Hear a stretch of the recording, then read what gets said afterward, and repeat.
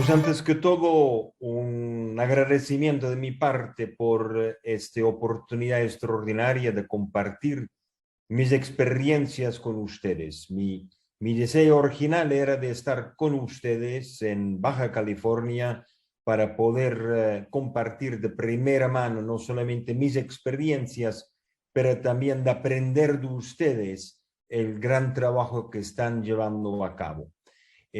Soy Gunter Pauli, soy un emprendedor con un compromiso de cambiar la realidad de los océanos. Y el compromiso no es hablando y vendiendo paja, es de hacerlo con lo concreto. Yo pienso que es muy importante que en la hora de hoy que no hay mucho análisis, porque hemos analizado, por ejemplo, el problema de los microplásticos por la primera vez en 1972, hace 50 años, y hoy en día sabemos que el problema de los microplásticos es uno de los peores que está aconteciendo en nuestro mundo moderno. ¿Cómo es posible que nosotros fuimos informados de hace 50 años y hoy todavía estamos hablando de las posibles soluciones? Yo pienso que la hora ha llegado de parar de analizar, de anunciar y de declararse en contra de una u otra cosa.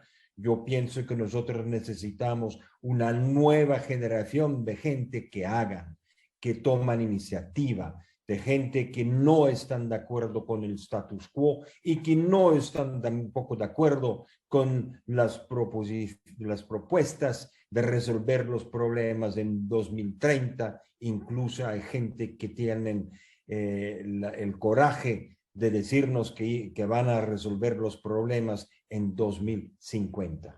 La hora es hoy.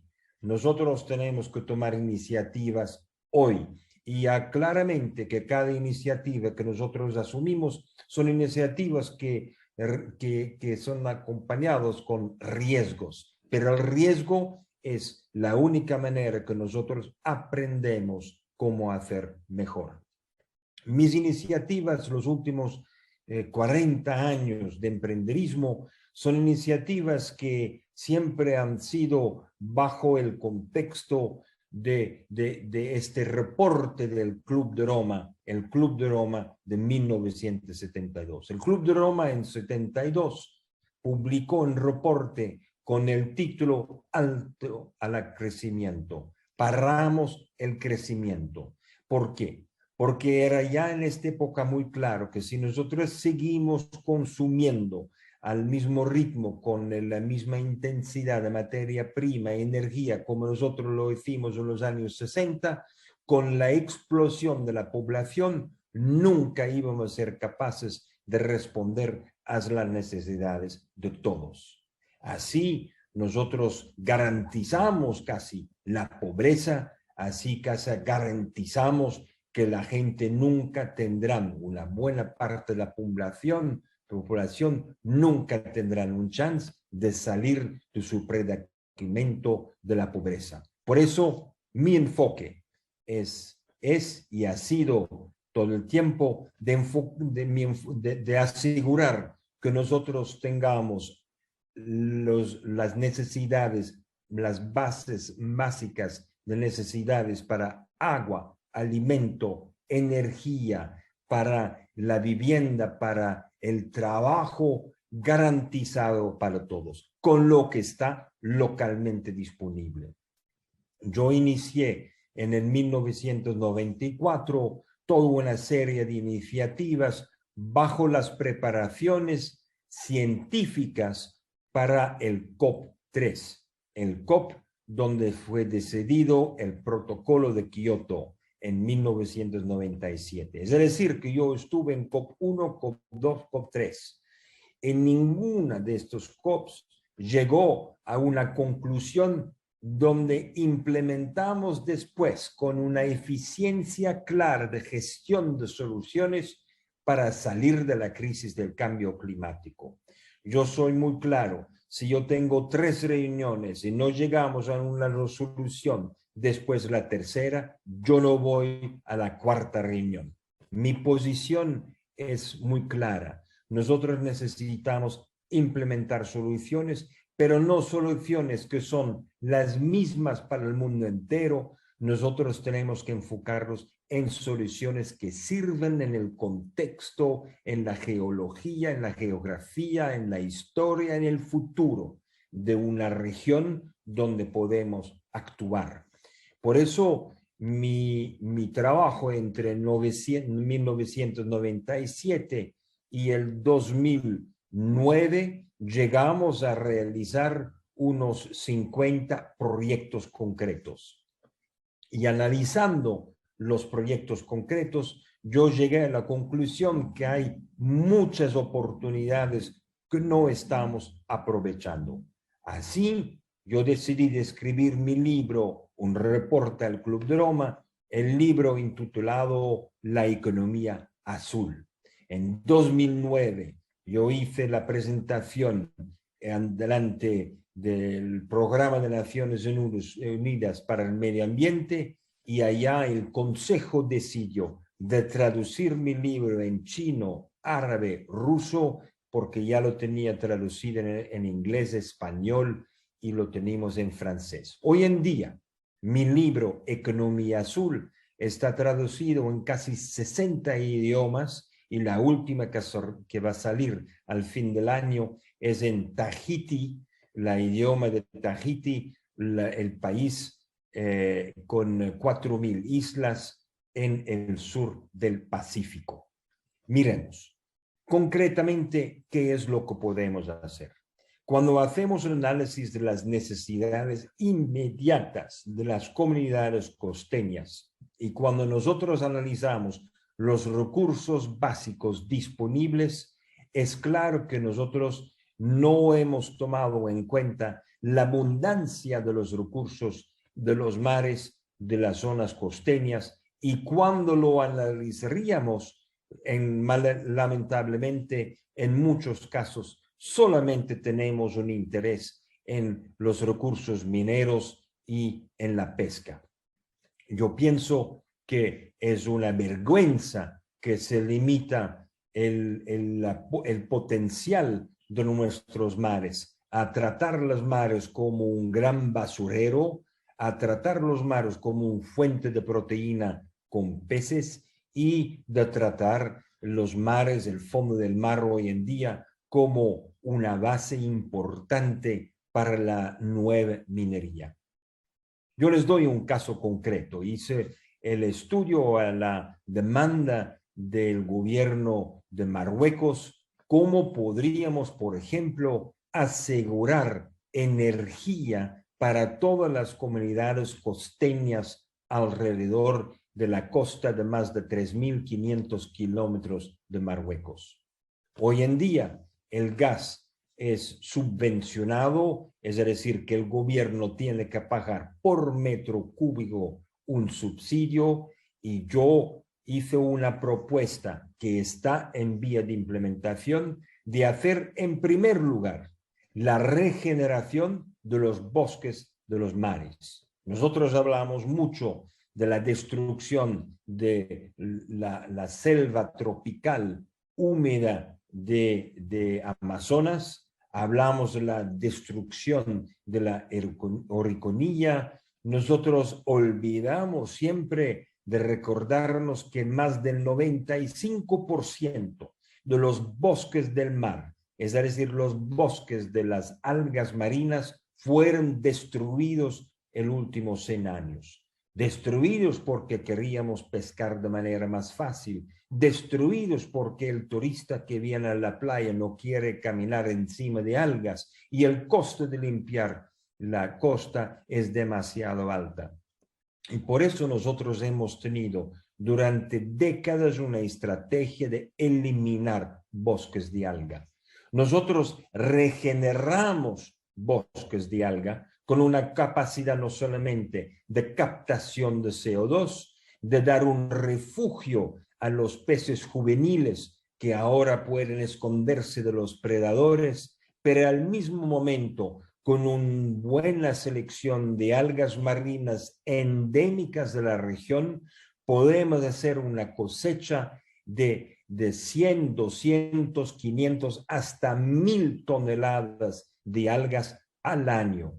La colección de las algas nos permite de tener un volumen de biomasa, y este biomasa lo fermentamos combinado con excrementos y desechos de la pesquería, lo fermentamos en biogás, que nos permite en las comunidades locales de asegurar el suministro indefinido para siempre, es decir, del gas para consumo local.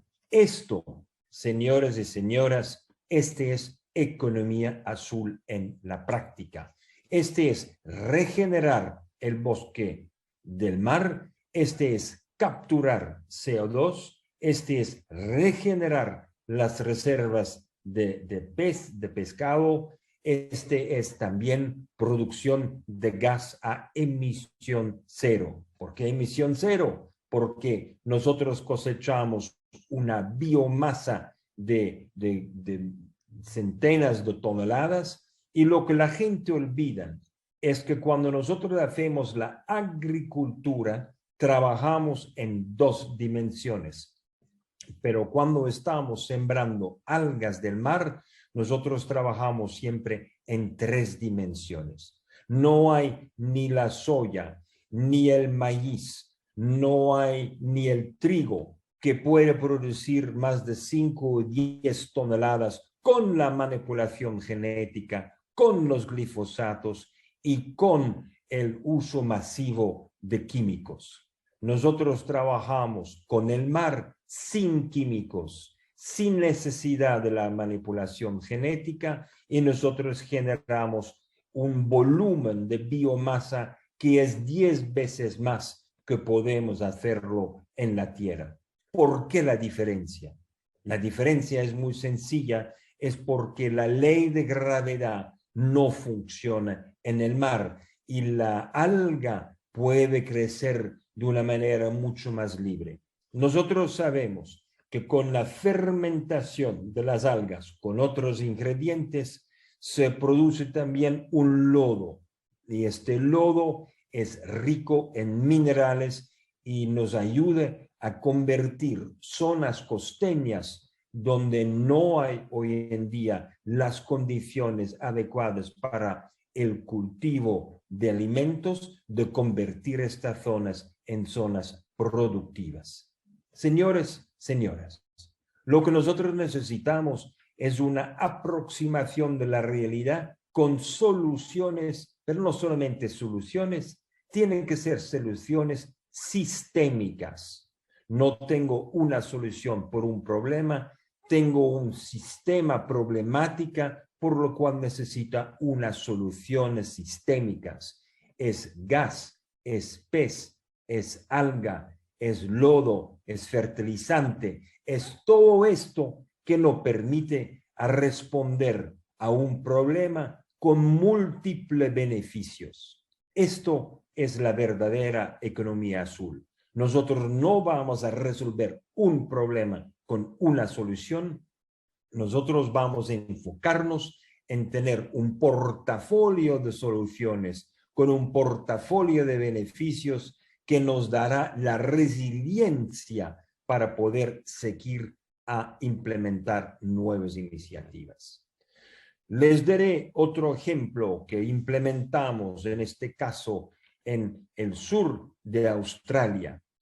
La zona costeña en muchos casos tiene mucha neblina, pero no tiene lluvia. Resulta que los terrenos no son productivos y por eso son considerados baratos.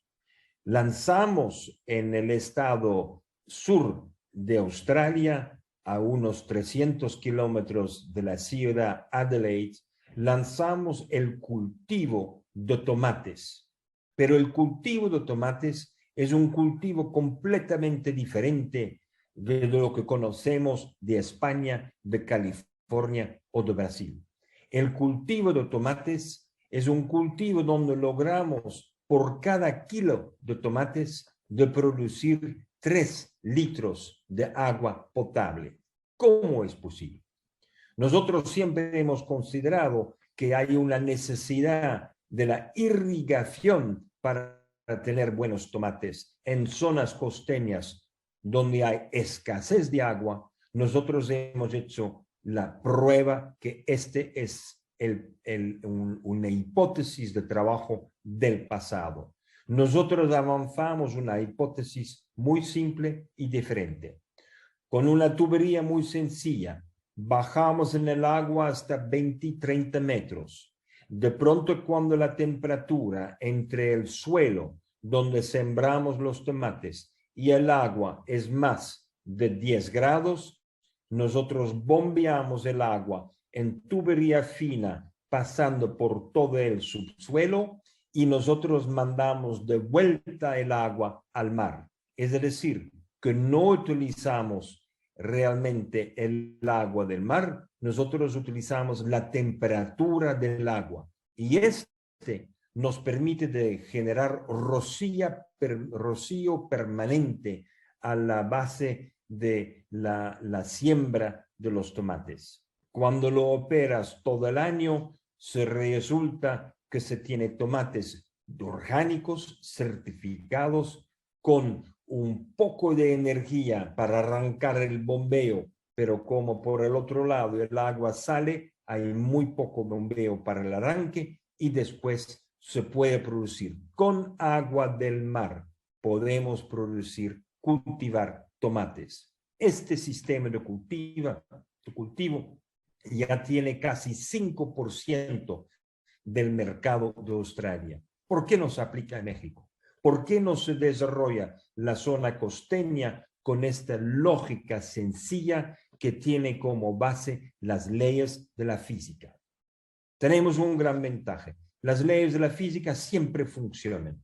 La química siempre tiene que comprarla. ¿Y por qué gastar todo el dinero para la química y hacer el bombeo de agua fresca, subterránea, y con esta estrategia que se aplica en el mundo entero, bajar la napa freática del agua hasta que se baja demasiado y entra el agua del mar por estas perforaciones? Una vez que esta zona freática del agua está invadida por agua del mar, no se puede utilizarlo más para la irrigación. Señoras y señores, nosotros tenemos que enfocarnos en proyectos que tienen resultados garantizados. Y cuando todo depende de la química y de la genética, seamos muy claros entre nosotros. La genética depende de la planta y de las condiciones de la siembra y de toda la química que se utiliza. Pero cuando nosotros somos capaces de hacer proyectos como el proyecto del tomate en el sur de Australia, somos capaces de utilizar las leyes de la física, y les garantizo, las leyes de la física nunca cambiarán y no están sometidas tampoco a el mercado, porque nosotros tenemos siempre la excusa que el mercado nos obliga, el precio, el costo. No, señores, nosotros tenemos que enfocarnos en proyectos donde no estamos en contra del mercado, pero nosotros tenemos que hacerlo mejor que el mercado es capaz de hacerlo. Nosotros necesitamos mirar también toda la zona de la economía, el sujeto de la economía azul, por el ángulo de la energía. Es claro que estamos en el sector marítimo, delante de un sector que es el peor utilizador del mundo de combustibles contaminantes. Lo sabemos y no lo hemos cambiado.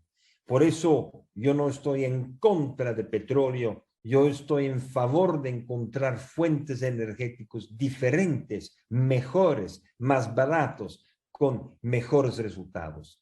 Esta es la propuesta de la economía azul. No estamos en contra de nada y de nadie. Estamos siempre en favor de todo que es mejor y que responde a necesidades de las comunidades locales y mejor que nos permite utilizar lo que está localmente disponible.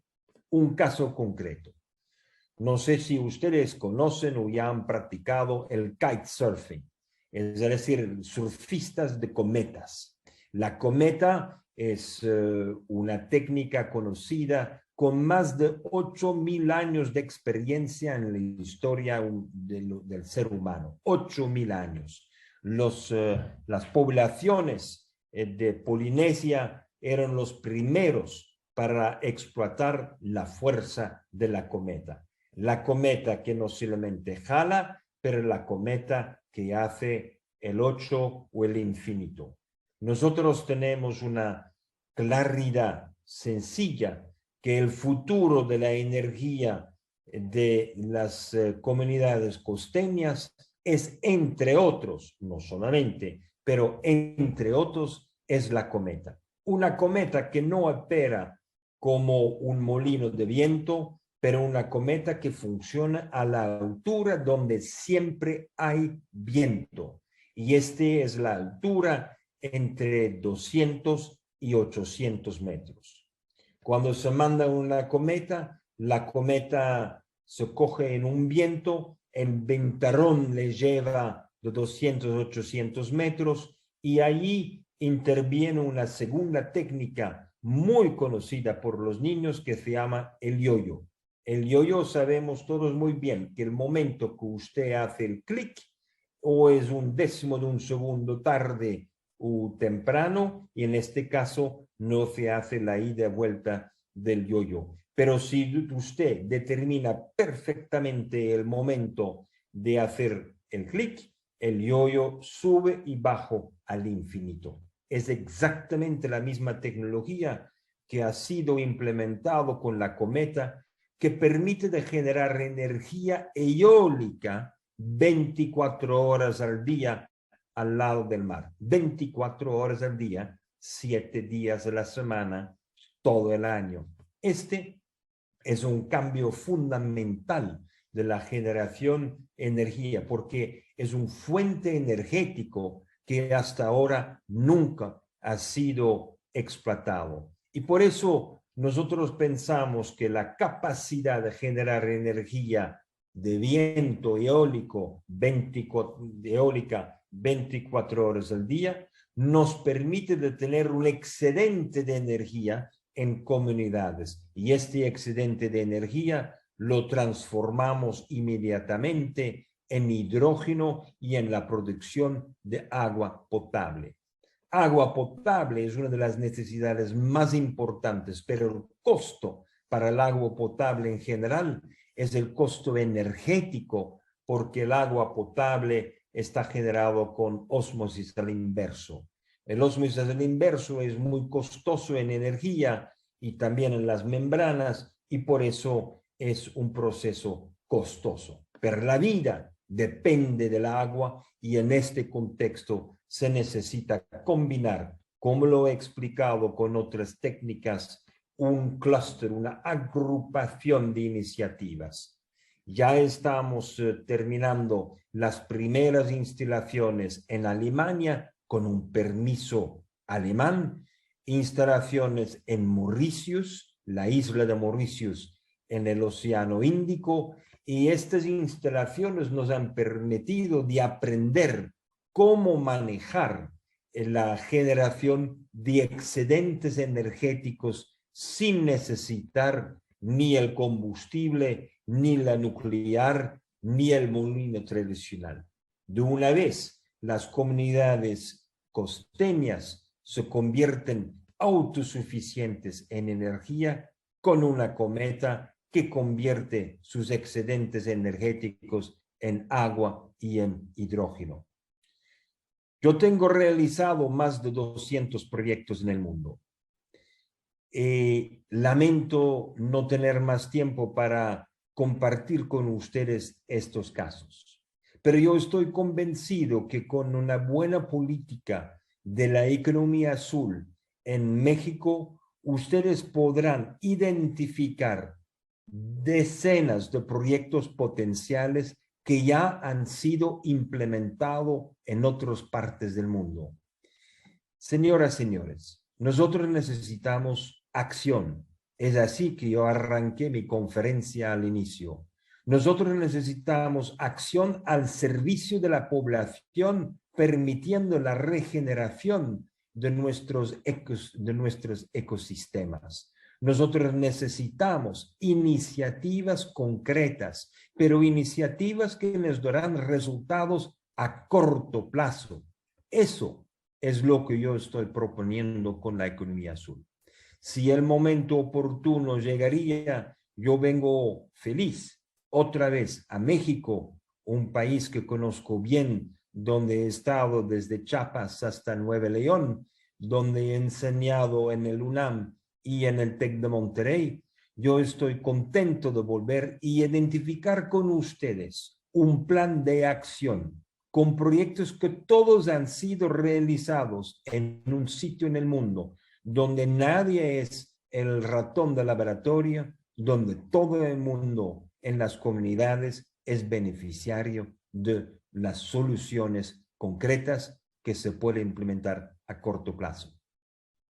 Yo arranco con esto, yo abro con esto una oportunidad de entrar en un diálogo concreto, y si México lo desea, si los tiempos son oportunos, trabajamos juntos para asegurar que la economía azul para México sea una realidad, no en 2020, no en 2030, pero en el año entrante. Un abrazo a todos y abierto a sus preguntas. Gracias.